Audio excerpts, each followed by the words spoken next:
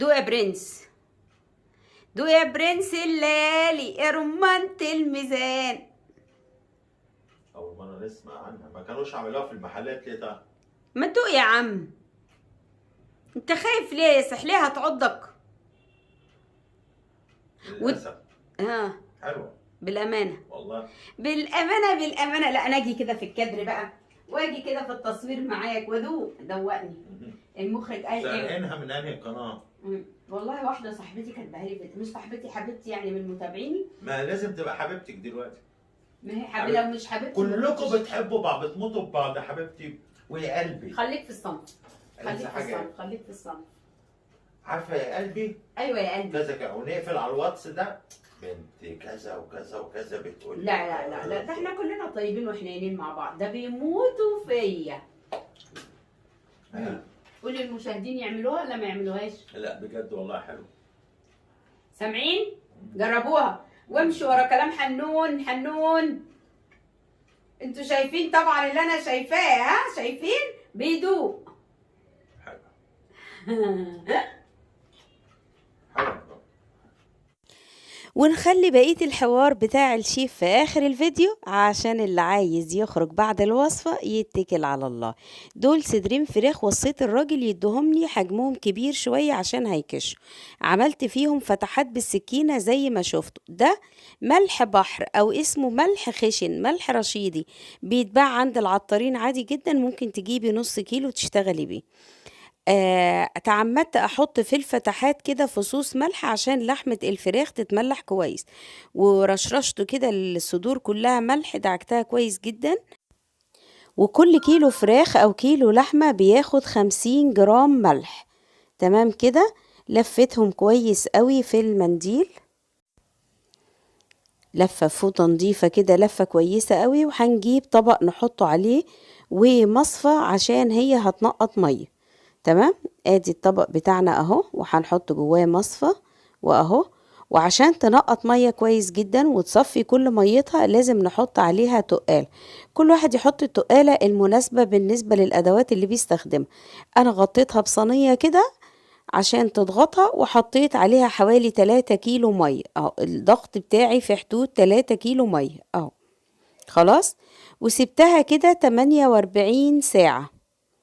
بعد ال 48 ساعة لقيتها مصفيالي المية دي، هبدأ أطلعها وأنفضها من الملح وأعمل لها علقة، وعلقها كمان 48 ساعة. وياريت نركز في الكلام اللي احنا بنقوله عشان تطلع معانا النتيجة مظبوطة، ومحدش يرجع يقول بوظتي الأكل الله يسامحك، لو انكم ما بتقولوش الله يسامحك.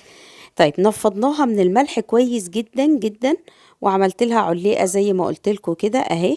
العلقه بتبقى بالدباره، ما عنديش دباره، عندي خيط، رحت جايبه الخيط عاملاه كذا مره مجوز عشان يبقى سميك، وربطت ربطه عليها كده الاول، وبعدين سبت مسافه وعملت علقه لان احنا هنحتاج نعلقها في المطبخ.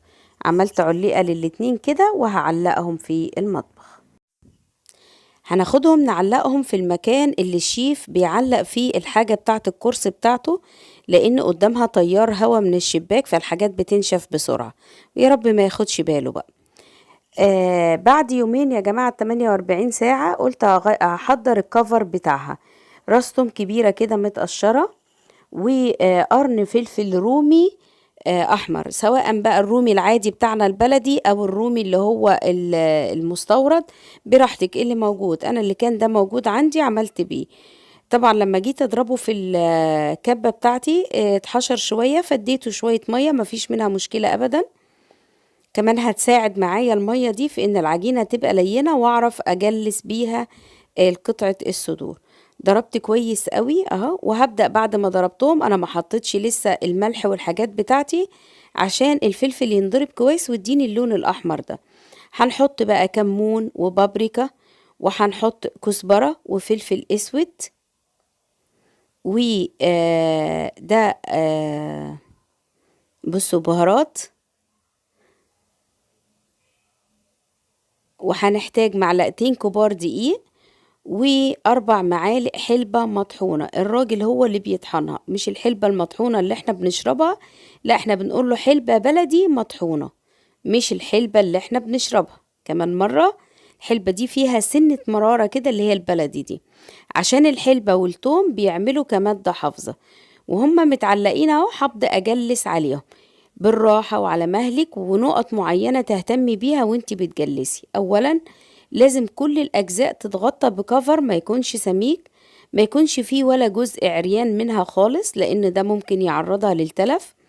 كمان لو ضايقك وانتي بتجلسي ممكن تنسمي ايديكي مية بالراحة خالص وتملسي عليها. العجينة معاكي عاملة زي الكريم كده، تبدأي بقى تجلسي حتة، تاخدي قطعة قطعة وهي متعلقة، هتكون أسهل جدا معاكي. تقدري تلفيها وتشوفيها من كل الاتجاهات والحشوة ما بتقعش. الخليط ده متماسك.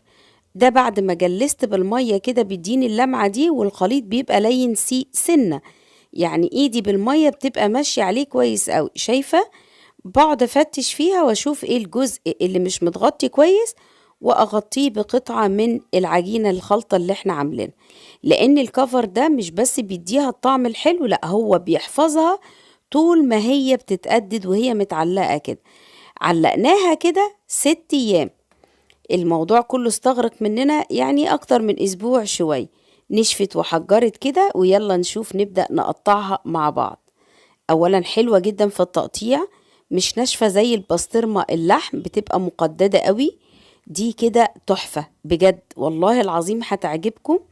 وان شاء الله لما تعملوها انا واثقة فيكم ان انتوا هتيجوا تقولولي تسلم ايدك يا حنون.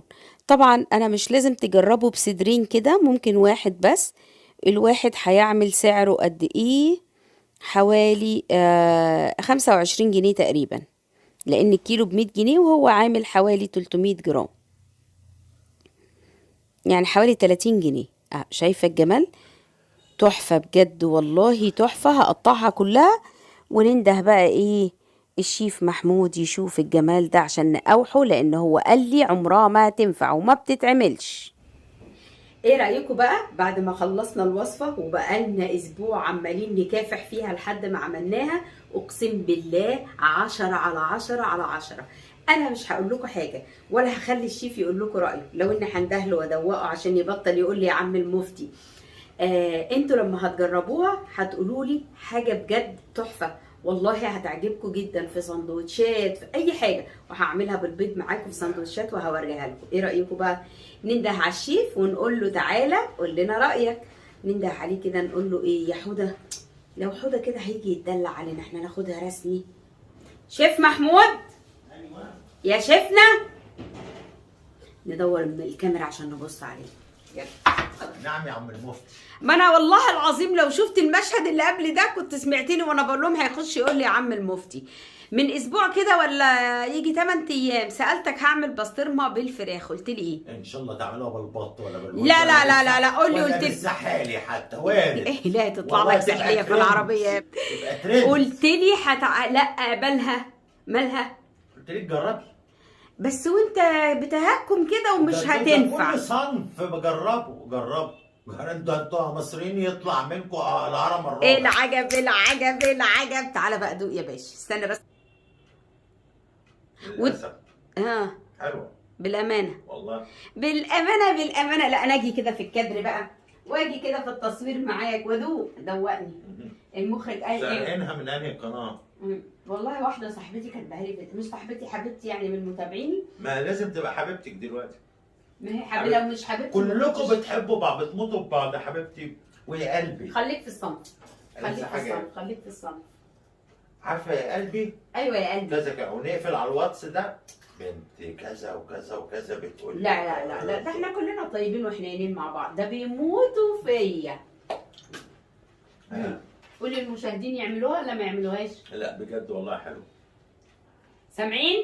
جربوها وامشوا ورا كلام حنون. حنون انتوا شايفين طبعا اللي انا شايفاه، ها شايفين؟